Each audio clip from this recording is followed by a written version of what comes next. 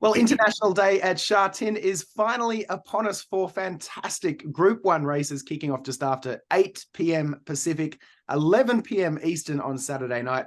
And to help us find a winner or four, I'm joined by two familiar faces for this channel, Bill Nader and Andie Biancone. Great to see you both. Bill, you've experienced more than a dozen of these International Days at Sha Tin in your time at the Hong Kong Jockey Club. Set the scene for us, will you? What's it like? Does the whole of Hong Kong grind to a halt? Well, when you think of the great racing occasions across the world, you think of the Breeders' Cup and the Arc and Royal Ascot, and for Asia, this is the big one. I mean, it's almost like an Olympic setting when you win one of the IR races. They play the national anthem of the winning country, and all of Hong Kong embraces the day, and really all over the world, especially Australia and Japan. They really look to this day as a big one, and Japan has certainly embraced it, as we know, with all the runners that they have on the day. But it's really a true international day of racing and a great one. And Andie, you and I didn't quite make it over there this year, but I bet you're really looking forward to getting back to Sha Tin at one time really soon. Absolutely. I think I'm gonna go over in February to visit my grandma, but anyways, gonna be looking forward to the HKIR. I mean, even just going through these races, the fields are fantastic, and a lot of these horses coming out of the Breeders' Cup, so it's just going to be excellent to see how they stack up over there. Yeah, I cannot wait for Saturday night. Going to be drinking lots of coffee to stay awake, but it's going to be a fantastic night of racing. All right, well, let's get your picks for the 4 Group 1s, starting in racebook order with the Hong Kong Vase, which is race 4 on the card and contested over the 1.5 mile. When Marilyn won this race last year for Japan, and the Japanese look to have a very strong hand again with 3 runners, but Aidan O'Brien might have something to say with Warm Heart. He's won this race 3 times previously. Andie, let's start with you. Who do you like in the Vase?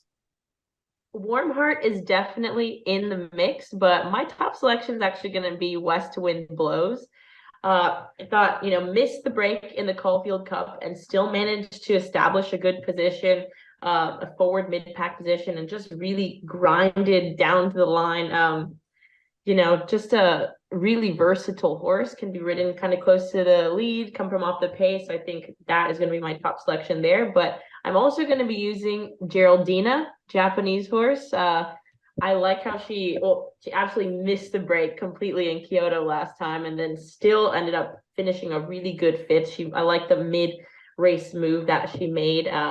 And I mean, she's faced really salty competition. She's finished 3rd behind Equinox in the past, 4th behind Equinox. So a super salty filly. And obviously, I'm going to be using Warm Heart as well as my 3rd selection. I thought she was very solid in the Breeders' Cup filly and mare turf. She can be forwardly placed, and she's just a consistent filly. So West Wind Blows for you, and stopover in Hong Kong on the way back to Europe from Australia. Bill, what do you like here? I like Leben still. I think he's a 3-year-old. Taking on older for the first time at 2,400, the 1.5 miles. But he's got Joe Moreira, and I just think he's a horse that's, a nice horse in the making, and he's very exciting. And I think this will be his coming out party. I really think he has a big chance. Can be nicely placed about midfield. This race typically is not run at a fast pace. It's more of a sit and sprint, and I think it'll suit his running style. And I think he's really coming up to the race nicely. I agree with Andie. Geraldina, daughter of 2-time Japanese Horse of the Year, Gentle Donna, and sneaky good form behind Equinox. I think she could be a value play. And for 3rd, Zephyro. He's a nice son of Deep Impact. He'll be coming from the back. So I'm all Japan in this one, in the Vase. Well, I didn't look at your notes before this, Bill, but I'm with you here too. I like that a Japanese Quinella here, and with your top selection, the youngest of the trio, 11 still is on top for me. That unexposed 3-year-old with only the 5 starts to his name, but I thought that last out win in a Group 2 over the 11 furlongs at Nakayama looked mighty impressive. And you mentioned João Moreira, no one's riding better around the world at the moment than the Magic Man. Hardest to beat, I like Zephyro, your 3rd selection there, Bill. No concerns for him with the distance. And Warm Heart is going to round out my trifecta. Let's move on to the Hong Kong Sprint, contested over 6 furlongs. Lucky Sweynesse and Wellington renew their incredible rivalry. Lucky Sweynesse, the odds-on favourite in international markets. Wellington, the defending champ. Bill, Which way are you going here? Well, in the Voss, I was all Japan. In the sprint, I'm all Hong Kong. Lucky Sweynesse, he was very disappointing last year in the same race, but since then, he's won 7 of his last 9. I think they've really, you know, got him ready for this race. He's had three races prior. He won his last in a Group 2. He's nicely drawn in Gate 5. He's got Burton on the big day. He's really a quality sprinter. And when you think of the best turf sprinters in the world, he's right there. So I think he's going to be very tough to beat. Victor, the winner.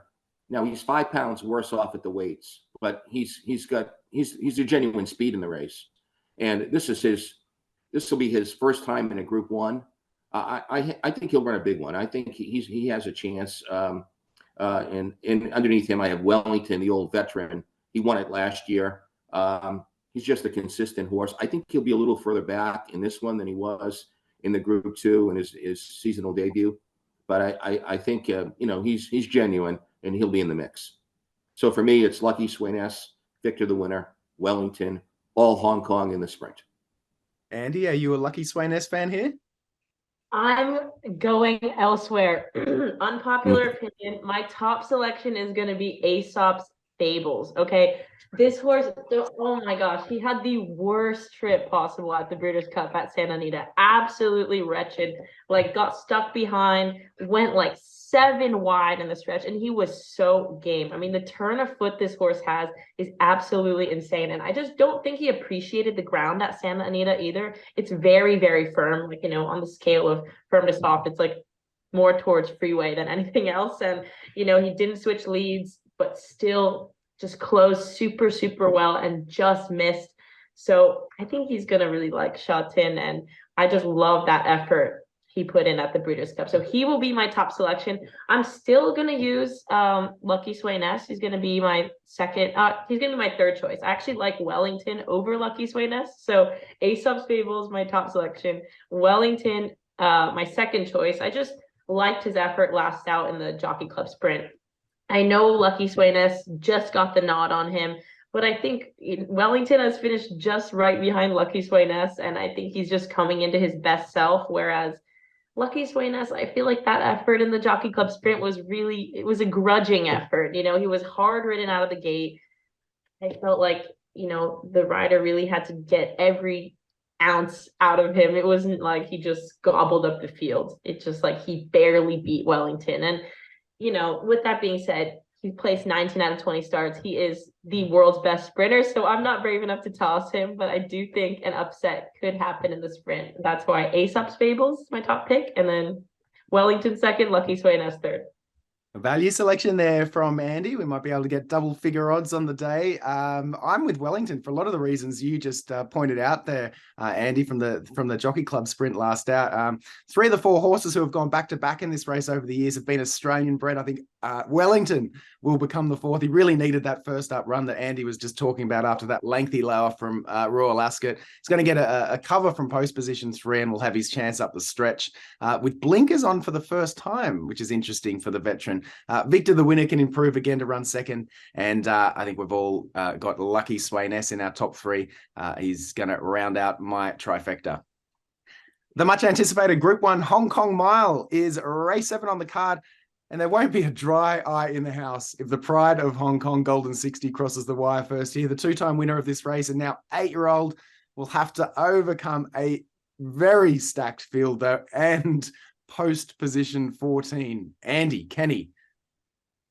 I think he can do it. I know it's his first start of the season. I'm not worried about it. He's kind of a lighter framed horse, so I think the freshening will actually have done him really, really well.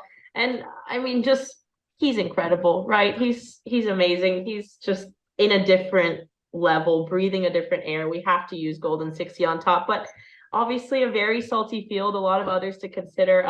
I'm taking obviously Golden 60 as my top selection, but Beauty Eternal, second choice for sure. I like the way he closed in the Jockey Club Mile. I think he could get a similar setup here. There seems to be quite a lot of speed. And he was just very game to the wire against Beauty Joy. Like Beauty Joy was on the outside, Beauty Eternal was on the inside, and Beauty Eternal was so gritty. So I'm definitely going to be using him. And I quite like Cairo the Aidan O'Brien horse. Even just on his little headshot on the Hong Kong Jockey Club website, you could just tell what a beast this horse is. Like unreal. Like I couldn't even see his body, and I'm like, holy moly, like this horse is insane. So I will rarely take a 3-year-old facing older company, but he does kind of look like a freak. I mean, finished second behind Paddington, has only been unplaced once, and that was on dirt. Other than that, super consistent, up and coming horse. And obviously, Aidan O'Brien places his horses very well. So Golden 60, the champ for you on top. Andy, Bill, can you make it 2 for Golden 60? No, I'm not. But Andy's pick in the sprint is going to be, 20, 30 to 1. So I think this is where I'm going to go for the value play. Seraphos for Japan. Second up off a layoff. First time back, disappointing, but a wide trip. I just think this is a nice horse and shouldn't be overlooked, and a bit sneaky in that this field is deep, and Golden 60 is going to get a lot of play. Hong Kong horse players will always gravitate to their horses in the betting market. So horses like Lucky Swain S, Golden 60, Romantic Warrior, these are the heroes of Hong Kong. And when you won 25 of 29 in your life, like Golden 60, of course, he's going to be well back, even from the wide draw. But for that reason, Seraphos is going to be up in the odds. He's going to be a value play. This is not going to be a race run at a fast tempo. So I think, luck and running is going to be a part of it. He's well drawn in gate 4. I give him a big chance to really upset the field. Golden 60, he's won $19 million in his career. This is a superstar. At the age of 8, as Andy said, first up. In his early days, he would drop back in the race, round him up on the turn, and just deliver these closing sectionals that were just eye-popping. Now, with the age of 8, I think he needs to be closer to the pace. So it'll be interesting to see how Vincent Ho rides him. I sense Vincent will try to cross over and get a position as opposed to dropping back. From that gate, that's a little bit tricky, but that's what I would do. And I respect him. I think he's a real champion, and I give him a chance in my picks, along with Beauty Eternal, who Andy mentioned. He's run 12 times. He's never been out of the top 3. I don't think he's a superstar, but he's solid. And again, he's going to be in the mix throughout. He's got tactical speed. He'll get first run. So I also give him a chance. But for me, the value play is Seraphos.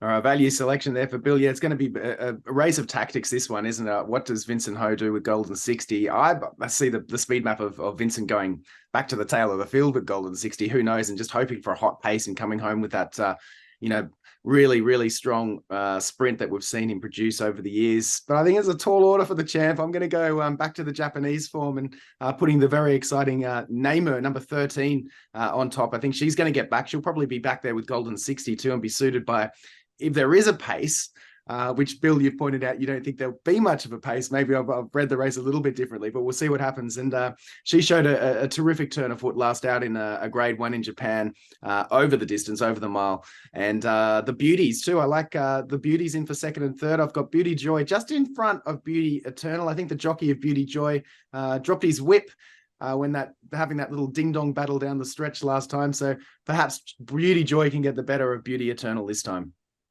The final Group 1 on International Day at Sha Tin is the Hong Kong Cup. And what a race this promises to be. Hong Kong's Cox Plate champion, Romantic Warrior, will top the betting ahead of another strong Japanese contingent and Aidan O'Brien's multiple Group 1 winner, Luxembourg. Who do you like here, Bill? Great race. It really is. And I'm going with Rosham Park with Damian Lane. Tough draw. He's drawn 11, and that's a short run for the first turn, the 1.25 miles at Sha Tin. So that's going to be very tricky. As tough as it is for Golden 60 drawing 14 in the mile, this is even tougher. And he'll need to go back. He's a winner of 3 straight. First try in a grade 1 race, a Group 1 race, but he's another one of these good Japanese horses that is going in the right direction. And he'll have to run the race of his life to beat this field. This is a very good field. Romantic Warrior, I mean, what can you say? He always shows up on the big day in Hong Kong. He's won the Kiwi 2 Cup the last 2 years in April. He won this race last year. He came out of the Hong Kong International Sale. He's just won the Cox Plate. I don't think that was his best race, but I think that was below his best, but he still won the Cox Plate. I think he can go forward from that, but he's going to need to again come back with another one of his big races because this is really a tough field. Luxembourg is one of those horses. I mean, this just shows how international this race day is. I mean, you've got Europe and Japan and Hong Kong and everybody's there. Yeah. He didn't come to the Breeders' Cup because he didn't want a mile and a half. He wanted the mile and a quarter. So he's been set for this race. He's a very good horse. Aidan O'Brien, Ryan Moore. He's drawing wide as well. I think Ryan Moore, this race, I think he'll try to cross early and get a position. And if he does, he's going to be very dangerous. But for me, Roshan Park would be on top. Romantic Warrior second, Luxembourg third. How about you, Andy? All right, I'm a huge Romantic Warrior fan, so I'm going with the chalk in here. He will be my top selection. I loved his effort in the Cox Plate. There's just something about Romantic Warrior that I adore. The way he moves, he's so unique in the way he's built. He's kind of almost low to the ground, like he's a bit downhill built, and he just has a really effortless, nice way of moving and just such an intelligent head. I think there's going to be pace in there for him, obviously, and he could just maybe get the perfect pocket trip, kind of like what he had in the Cox Plate. But I adore Romantic Warrior. I don't know if my heart is rooting for him more than anything, but he's going to be my top selection. And at number 2, it's going to be Luxembourg. Obviously, this horse was just beat by Auguste Rodin, who came and won the Breeders' Cup, but I think Aidan O'Brien has been targeting this race. I think he's a really nice horse. Obviously, he's going to be forwardly placed. Just an excellent horse overall. So I'll put him second. And then my third choice, I was kind of in debate. I was debating Straight Aaron and Prognosis. I feel like Prognosis is interesting, obviously coming off a third place effort to Equinox, and he's kind of the grinding type. I think if there is a super hot pace, Prognosis is going to be one to be right there. But I love Straight Aaron. I think this horse has just developed so much at this point in the season. I remember he was kind of an underdog early on in the season. I think he actually scored me one of my first big wins, when I first started handicapping for you guys. So I've always been a Straight Aaron fan, but I just love the way he's developed. He used to be more of a speed type, and he's now kind of learning and changing. He comes from off the pace. I loved his effort in the Bank of China Jockey Club Cup. He just looks like he's developed so nicely, and he was very game closing down to the wire. So I'm going to take a chance with Straight Aaron. I think he's ready for the step up. He's definitely an up-and-coming horse, and he is going to have to move forward to compete against Romantic Warrior and Luxembourg. But hey, I'll pick him for third. Why not? And wouldn't that be a big win for Hong Kong if the Casper Founds trainee Straight Aaron gets the job done in this race? Well, there's an obvious theme to my selections, and I'm going to have egg on my face if the Japanese don't run well on Saturday night. I'm with Prognosis. I think if you can run within 2.5 lengths of the world's best horse, Equinox, then you're a good horse. We'll come on from that run too. Romantic Warrior, the Cox Plate champ. He's going to enjoy getting back to his home track, Sha Tin and Luxembourg, for a lot of reasons you just pointed out too, Andy. I think we'll round out my trifecta. Bill, you've already told me at Del Mar last weekend that you're going to watch every race on this entire card. Not too bad for us on the West Coast with an 8 p.m. start. Yeah, I love the whole day. And the undercard is really good. And, it's just such a huge... to be part of it for so many years, I won't miss any of it. I'll be watching all the way through, from race 1 all the way to race 10. A little bit of a different experience for you now, watching from the United States for the first time in a long time. I'm sure you'll probably quite enjoy that, just relaxing and kicking back. Andy, what's your strategy going to be to watch these races? Because I think it's a little bit later where you are. I've got to get up and get on horses at Oaklawn in the morning, so I'm going to be watching the replays. Yeah. Well, fair enough. Well, guys, thank you to both of you for coming on and doing this preview of what's going to be a fantastic night of racing at Sha Tin, Hong Kong International Day. Good luck with all of your selections. We hope you've enjoyed this preview, and we'll see you next time here on the Hong Kong Racing North America channel.